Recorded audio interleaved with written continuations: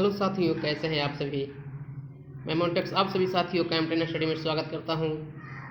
तो आज हम लोग करेंगे केमिस्ट्री सेक्शन का धातुएं खनिज अयस्क गुणधर्म का उपयोग। ठीक है, मतलब धातु खनिज अयस्क का गुणधर्म और उपयोग के बारे में बात करेंगे। इनसे संबंधित हम लोग लगभग 35 प्रश्नों को सॉल्व करेंगे। तो चलिए दोस्तों शुरू करते हैं बिना समय को बर्बाद किए। ये जो प्रश्न है ये आपको जो है किसी न किसी एग्जाम में पूछा ही गया है, उन्हीं से मैं प्रश्नों को कलेक्ट किया हूँ। ठीक है दोस्तों, तो चलिए शुरू करते हैं पहला प्रश्न से। पहला प्रश्न आपको इस प्रकार से है कि निम्नलिखित में से कौन सी इलेक्ट्रॉनिक संरूपण धातु तत्व के लिए होती है। देखिए इसमें इलेक्ट्रॉनिक कन्फिग्रेशन पूछ रहा है कि कौन सी तत्व के लिए है। तो आप इस बात को नोट कर लें कि जिस भी तत्व के बाहरी कक्षा में 1, 2, 3 इलेक्ट्रॉन रहता है उसे मेटल या धातु कहा जाता है। ठीक, उसे क्या कहते हैं? मेटल या धातु कहते हैं। इसके अलावा जो भी होते हैं 4, 5, 6, 7, 8 ये सभी के सभी आपको अधातु कहलाते हैं। ठीक है, सभी क्या कहलाते हैं? अधातु। ठीक है दोस्तों, और एक बात और याद रखिएगा, हाइड्रोजन और हीलियम आपको अपवाद में है। तो हाइड्रोजन और हीलियम को छोड़कर जो भी धातुएं होंगे जिसके बाहरी कक्षा में 1, 2, 3 इलेक्ट्रॉन होगा वो कहलाएगा धातु, और जिसके बाहरी कक्षा में 4, 5, 6, 7, 8 इलेक्ट्रॉन होगा वो कहलाएगा धातु। तो इसके अनुसार जो आंसर होगा वो होगा answer number D, option D सही होगा। इस प्रश्न का आंसर ऑप्शन डी सही होगा, 2882। ठीक है, ऑप्शन डी सही है। चलिए अब नोट कर लीजिए इस बात को। चलिए दोस्तों अगला प्रश्न देखिए। अगला सबसे अधिक क्रियाशील धातु कौन सी है। इसे बताना है कि सबसे अधिक क्रियाशील धातु कौन सी है। तो सबसे अधिक क्रियाशील धातु जो है वह है पोटासियम। कौन है? पोटासियम है, ऑप्शन नंबर डी। एक सीरीज रिएक्टिविटी सीरीज मैंने पढ़ा रखा है। ठीक है, मैंने रिएक्टिविटी सीरीज इस चैनल में पढ़ा रखा है। अगर आप नहीं देखे होंगे तो वीडियो के लिंक में जाइएगा, आप देख सकते हैं। आप जैसे ही केमिस्ट्री का प्ले लिस्ट में जाइएगा तो उसमें आपको वीडियो मिल जाएगा। चलिए अगला प्रश्न, इसका आंसर होगा ऑप्शन नंबर डी। अगला प्रश्न देखते हैं, सर्वाधिक कठोर तत्व निम्न से कौन सा है। देखिए सर्वाधिक कठोर तत्व है वो है आपको हीरा, ऑप्शन नंबर ए। चलिए दोस्तों अगला प्रश्न, निम्नलिखित में कौन कठोरतम धातु है। बताना है कि इसमें कौन कठोरतम धातु है। देखिए तत्व क्या था? हीरा था। धातु की बात हो रही है तो धातु में आपको जो हो जाएगा वो हो जाएगा answer option number C, platinum. Option number C, platinum सही होगा। ठीक है, चलिए अगला प्रश्न देख लेते हैं। निम्नलिखित में कौन सा एक पदार्थ बहुत कठोर और बहुत तन्य है। इसे बताना है कि वो कठोर भी है और तन्य भी है। तो इसका जो आंसर होगा ऑप्शन नंबर डी सही होगा। ठीक है, ऑप्शन नंबर डी, नाइक्रोम। क्या होगा? नाइक्रोम, जो निकेल और क्रोमियम का क्या होता है? मिश्र धातु होता है। ठीक है, Na निकेल और क्रोमियम का होता है मिश्र धातु होता है। अगला प्रश्न, सबसे भारी प्राकृतिक तत्व है। आपको बताना है कि सबसे प्राकृतिक भारी तत्व कौन सा है। तो प्राकृतिक में सबसे भारी तत्व इनमें से हो जाएगा यूरेनियम हो जाएगा, ऑप्शन नंबर ए। अगला प्रश्न देख लेते हैं, मोती की रासायनिक संरचना है। तो देखिए मोती की रासायनिक संरचना बना होता है वो किसका बना होता है इसको बताना आपको है। तो मोती की जो रासायनिक संरचना होती है वो कैल्शियम कार्बोनेट होती है। क्या होता है? कैल्शियम कार्बोनेट, जिसका रासायनिक सूत्र होता है CaCO3 होता है। ठीक है, चलिए अगला प्रश्न देखते हैं, मोती मुख्य रूप से बना होता है। आपको बताना है कि मोती मुख्य रूप से किसका बना होता है। तो मोती जो है मुख्य रूप से जो बना होता है वो होता है कैल्शियम कार्बोनेट का बना होता है, ऑप्शन नंबर सी आपको सही होगा इस प्रश्न का आंसर भी। ठीक है, अगला प्रश्न देख लीजिए। 13वां प्रश्न है, मणिक और नीलम रासायनिक रूप से कैसे जाने जाते हैं। आपको बताना है कि मणिक और नीलम रासायनिक रूप से कैसे जाने जाते हैं। ठीक है, चलिए इसका आंसर बताइए आप लोग। तो जाने जाते हैं एल्युमिनियम ऑक्साइड के रूप में। किस रूप में जाने जाते हैं? एल्युमिनियम ऑक्साइड के रूप में। आंसर नंबर इसका होगा ऑप्शन नंबर बी सही होगा। ठीक है, बी आंसर सही है।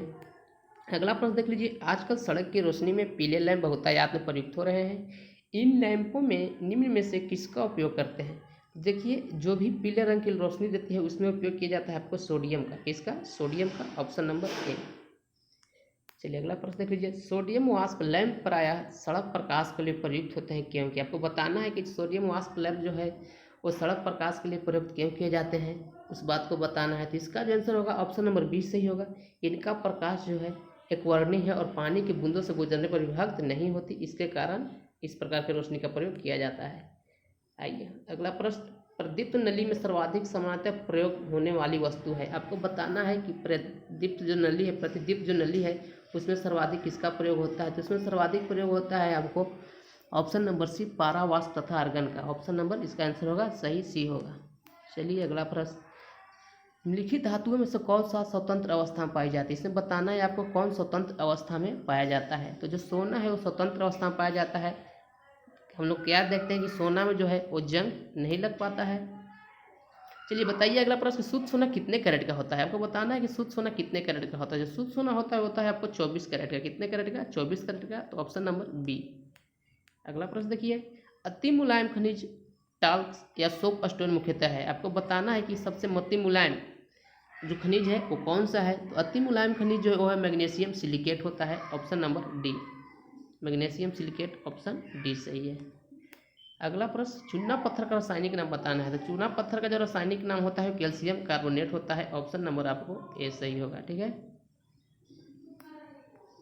चलिए अगला प्रश्न, प्लास्टर ऑफ पेरिस का रासायनिक रूप से है। प्लास्टर ऑफ पेरिस रासायनिक रूप से क्या है ये बताना आपको है। तो प्लास्टर ऑफ पेरिस रासायनिक रूप से कैल्शियम सल्फेट होते हैं। क्या होते हैं? Calcium sulphate. Option number A आपको सही होगा।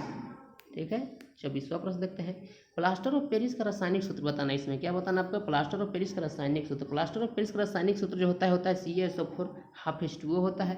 तो इसके अनुसार आंसर सही होगा। ऑप्शन नंबर बी सही होगा। ठीक है दोस्तों, चलिए अगला प्रश्न देखते हैं, डॉक्टर, कलाकार एवं मूर्तिकार कैल्शियम सल्फेट का उपयोग करते हैं, जिसका लोकप्रिय नाम क्या है। तो जो भी डॉक्टर कलाकार देखते हैं कि जो मूर्ति बनाने में उपयोग करते हैं, अब डॉक्टर हाथ जब पैर टूट जाता है, हड्डी टूट जाती है, उसको जोड़ने के लिए जो उपयोग किया जाता होता है plaster of Paris. Option number D. चलिए ये अगला प्रश्न देख लेते हैं, मोनाजाइट किसका अयस्क है। इसमें बताना आपको कि मोनाजाइट किसका अयस्क है। तो मोनाजाइट जो अयस्क है वो थोरियम का अयस्क है। किसका अयस्क है? थोरियम का अयस्क है। Option number B. आइए दोस्तों अगला प्रश्न देखिए, माइका है। आपको बताना है कि माइका क्या है। तो माइका जो है ऊष्मा का चालक तथा विद्युत का कुचालक है। माइका क्या है? ऊष्मा का चालक और विद्युत का कुचालक। ऑप्शन ए सही होगा। देखिए दोस्तों, जो भी प्रश्न है बहुत ही महत्वपूर्ण प्रश्न है। अगर इस प्रश्न को आप कर लिए तो आपको बिहार पॉलिटेक्निक, बिहार ITI या किसी भी अदर एग्जाम के लिए जिसमें साइंस पूछा जाता है बहुत ही महत्वपूर्ण है, बहुत ही बहुमूल्य आपको साबित होगा। तो इसे करना मत भूलें, इसे पूरी तरह से बिना स्किप किए हुए वीडियो को पूरा देखें। चलिए आइए अगला प्रश्न करते हम लोग हैं। अगला प्रश्न है, निम्न में से किस उद्योग में अबरक कच्चे माल के रूप में प्रयुक्त होता है। आपको बताना है कि अबरक का उपयोग कच्चे माल के रूप में किस में प्रयोग किया जाता है। तो यह विद्युत में प्रयोग किया जाता है। ऑप्शन नंबर डी आपका सही होगा। आइए अगला प्रश्न, निम्नलिखित द्रवों में कौन सा ऊष्मा का बहुत अच्छा चालक है। इन्हें बताना है कि द्रव में से कौन ऊष्मा का अच्छा चालक है। तो पारा जो है ऊष्मा का अच्छा चालक इनमें से होगा। तो ऑप्शन नंबर ए आपको सही है। चलिए अगला प्रश्न देखिए, निम्नलिखित में से कौन ऊष्मा का सर्वाधिक उत्तम चालक है। ठीक है, निम्नलिखित में से कौन ऊष्मा का सर्वाधिक उत्तम चालक है, इसमें भी बताना आपको है। उसी प्रश्न को दोबारा रिपीट किया गया है एक अलग ढंग से। तो इसका आंसर जो होगा आंसर पारा होगा। ऑप्शन नंबर बी सही होगा। ठीक है, आइए अगला प्रश्न, निम्न धातुओं में से कौन सा समानांतर ताप पर द्रव होता है। तो पारा जो है वो सामान्य ताप पर द्रव अवस्था में रहता है, इसलिए ऑप्शन होगा बी सही। आइए अगला प्रश्न, निम्नलिखित में से कौन सी धातु सामान्य तापमान पर द्रव अवस्था में है। इसका भी आंसर सही होगा आपको। ऑप्शन नंबर सी पारा। ये अगला प्रश्न देख लेते हैं, पारे का साधारणतः तापमापी यंत्रों में उपयोग किया जाता है क्योंकि इसकी विशेषता है। आपको बताना है कि किसके कारण, किस विशेषता के कारण जो है पारा को जो है उपयोग तापमापी यंत्रों में किया जाता है। तो किया जाता है उस संचालन शक्ति के कारण। तो ऑप्शन नंबर आपको सी सही होगा, उस संचालन शक्ति। आइए अगला प्रश्न, निम्नलिखित में से कौन जल के साथ बिल्कुल अभिक्रिया नहीं करता है। आपको बताना है कि कौन सा जल के साथ अभिक्रिया नहीं करता है। तो ऑप्शन नंबर आपको बी सही होगा, शीशा, लेड। ठीक है, लेड आपको जल के साथ अभिक्रिया नहीं करती है। अगला प्रश्न, तब कोई प्रतिक्रिया नहीं होती जब भाप गुजरती है ऊपर से। आपको बताना है कि कब कोई प्रतिक्रिया नहीं होगा, जब भाप गुजारा जाएगा। तो जब तांबे के ऊपर से भाप गुजारा जाता है तो इसमें कोई प्रतिक्रिया नहीं होती है, इसलिए इसका आंसर होगा ऑप्शन नंबर बी। अगला है, लोहा जिससे प्राप्त किया जाता है वह है। आपको बताना है कि लोहा जिससे प्राप्त किया जाता है वो क्या है। तो लोहा जो है हेमेटाइट से प्राप्त किया जाता है। तो ऑप्शन नंबर डी सही होगा। लोहा का मुख्य अयस्क जो है हेमेटाइट ही होता है। अगला प्रश्न, निम्न में से किस पदार्थ की विद्युत चालकता सर्वाधिक होती है। इसमें बताना है कि किन में विद्युत चालकता सर्वाधिक होती है। तो चांदी में है जो विद्युत चालकता सर्वाधिक होती है। तो ऑप्शन नंबर बी इस प्रश्न का आंसर सही होगा।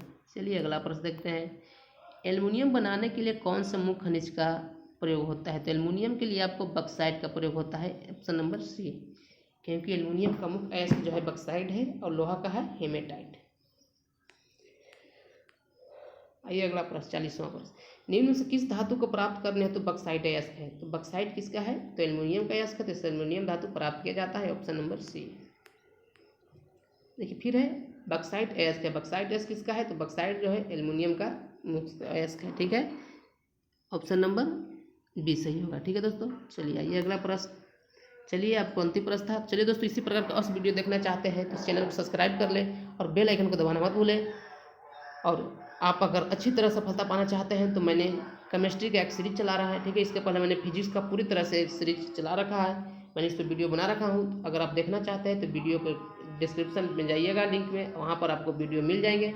चलिए दोस्तों, आज के लिए बस इतना ही। आप सभी दोस्तों को इस वीडियो को देखने के लिए बहुत बहुत धन्यवाद।